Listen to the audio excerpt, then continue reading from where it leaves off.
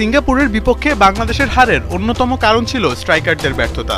সুমিত চোমরা মাঝমাঠ থেকে বারবার বল বানিয়ে দিলেও তা জালে দিতে পারেনি রাকিবরা। এবার খুঁজতে যাচ্ছে সেই ব্যর্থতা। একজন নাম্বার 9-এর আক্ষেপ খোঁচাতে পারেন জায়ান মোহাম্মদ জুনায়েদ হাকিম। ইংল্যান্ড প্রবাসী এই ফুটবলার খেলতে আগ্রহী বাংলাদেশের হয়ে। জায়ান হাকিম 26 বছর বয়সী একজন left footed central forward. 6 feet 2 ইঞ্চির এই ফরওয়ার্ডের যেমন আছে শক্তি, ঠিক তেমনই আছে স্কিল।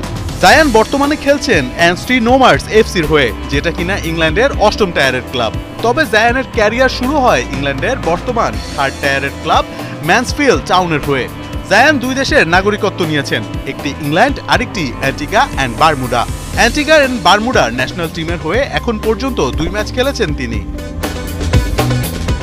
জায়ান হাকিমের বাবা কিংবা মা নয়, বাংলাদেশের সাথে তার সম্পর্কটা দাদার হয়ে। হাকিমের দাদা একজন বাংলাদেশি, আর সে সুবাদে বাংলাদেশের হয়ে খেলতে কোনো বাধা নেই এই ফরওয়ার্ডের। তার উপর জায়ান হাকিম হামজা চৌধুরীর বন্ধু। বাফুফে চাইলে 1 থেকে 1.5 মাসের মধ্যে সকল আনুষ্ঠানিকতা সেরে হংকংয়ের বিপক্ষে নামিয়ে দিতে পারে এই ফরওয়ার্ডকে। জানা গেছে জায়ান হাকিম থেকে শুরু করে আরো বেশ কিছু ফরেন রিক্রুটকে নিয়ে কাজ শুরু করে দিয়েছে বাফুফে। জায়ানের স্ট্রেংথের জায়গা তার হাইট এবং বডি।